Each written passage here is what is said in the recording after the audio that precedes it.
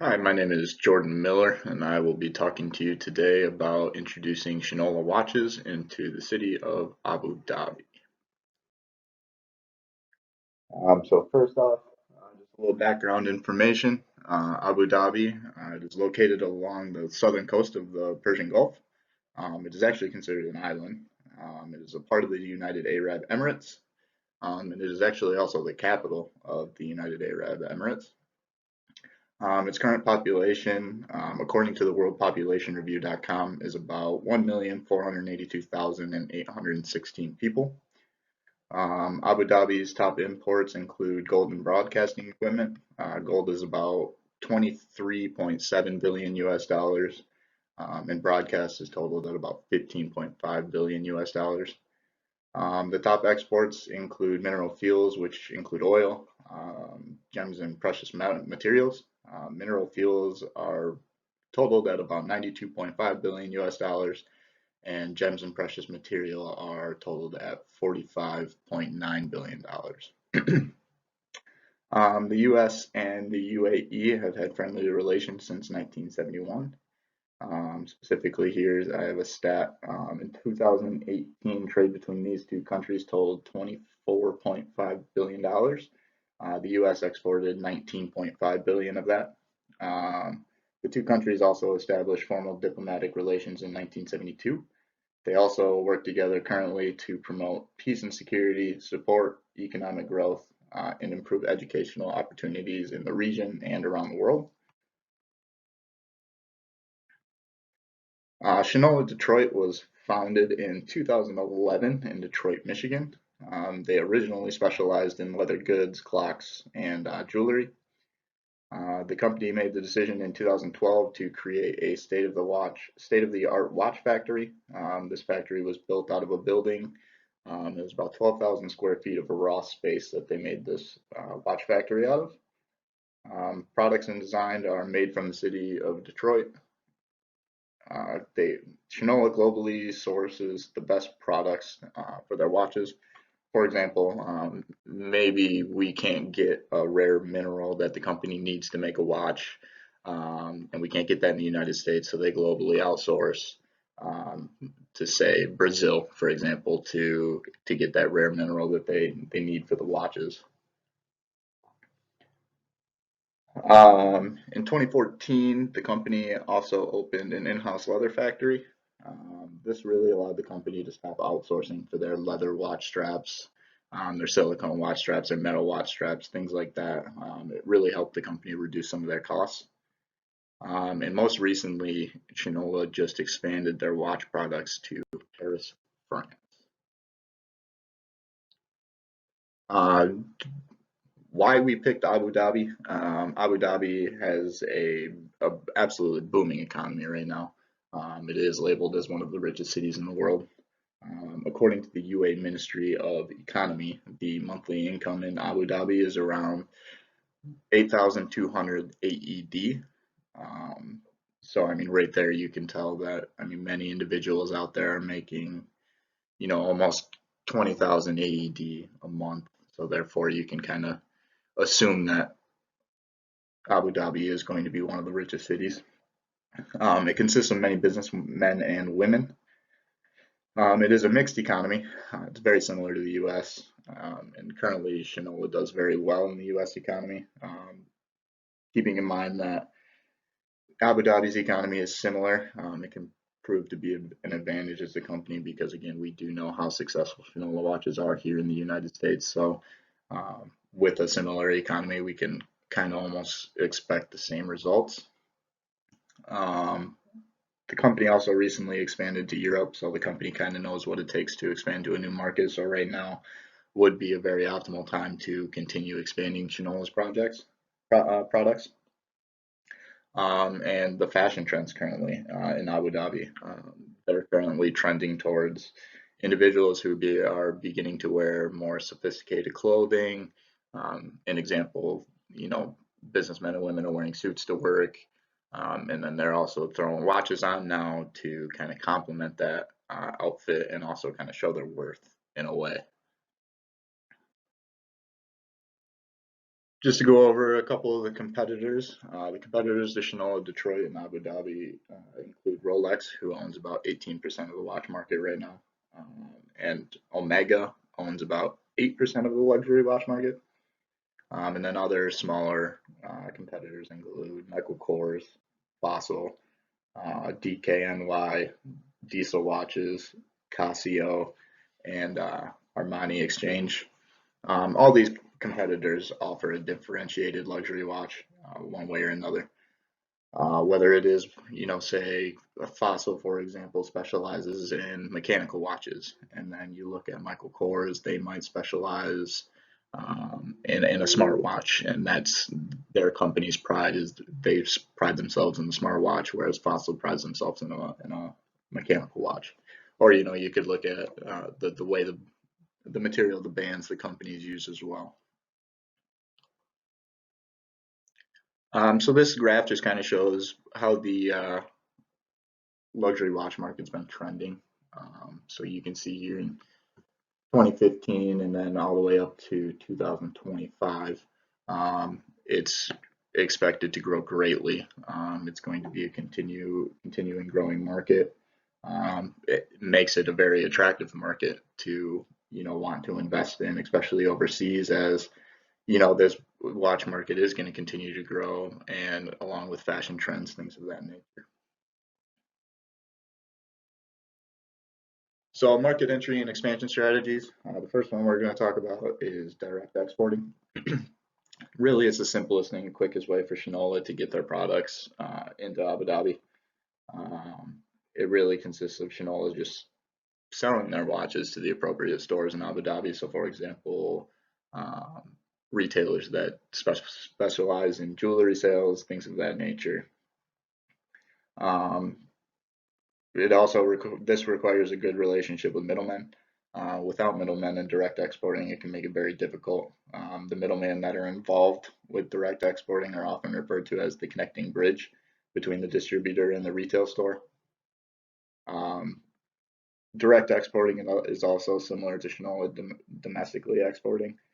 Currently, Shinola exports their watches to the lower 48 states, which is, I would assume most likely they're using something along the lines of direct exporting to get those watches from Michigan to all the other 48 states. It also has the potential to make higher profits. This is mainly due to Shinola containing more control over the entire export process. A couple disadvantages that may arise from direct exporting is the fact that a retailer can and may object merchandise upon arrival.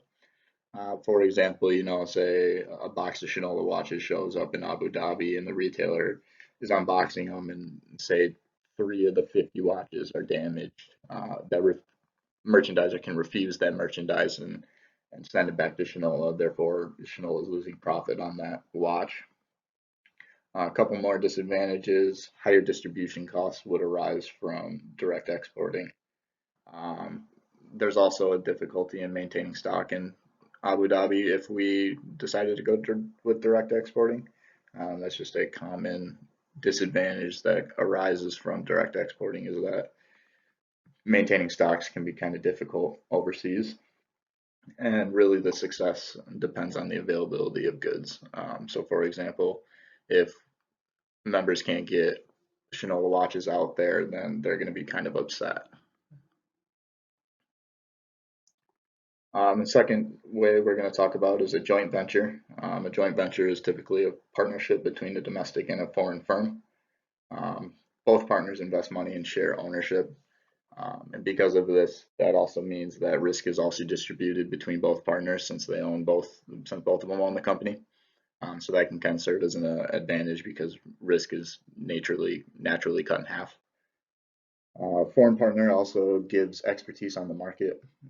This could include information such as business connections and networks, access to other in-country elements of business, such as specialized staff or technology that is specific to that market. Increased capacity from the partnership is also an advantage.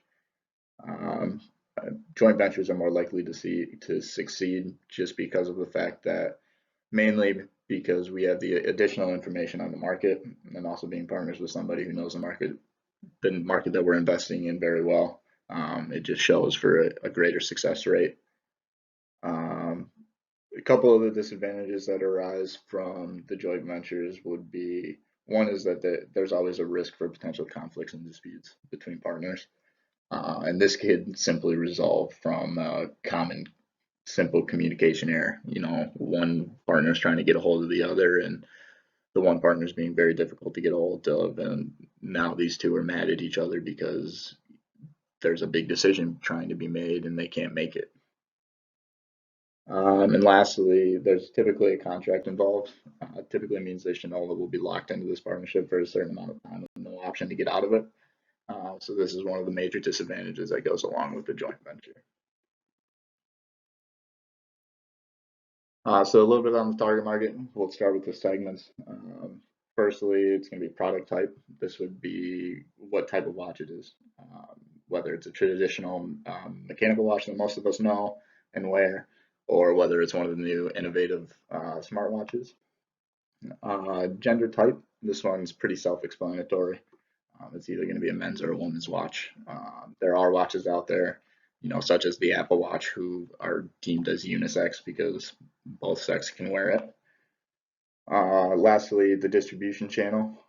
The best distribution channel for Shinola would be online retail channels and also traditional brick and mortar retail shops. An example, specializing in jewelry. The target market for Shinola would include men and women, typically businessmen or women who are typically dressing sophisticated and want that watch to, complement that outfit. They're typically of any age, and they're of individuals wanting to keep up with any fashion trends. Like I said earlier, fashion trends continue to grow towards the direction of more individuals beginning to wear luxury watches with their sophisticated outfits. And that's just, again, that they want to show kind of, I'm successful in life, I can afford this nice watch type of thing.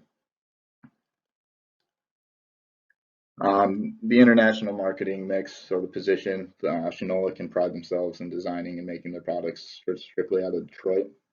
They can also position themselves with their limited lifetime warranty.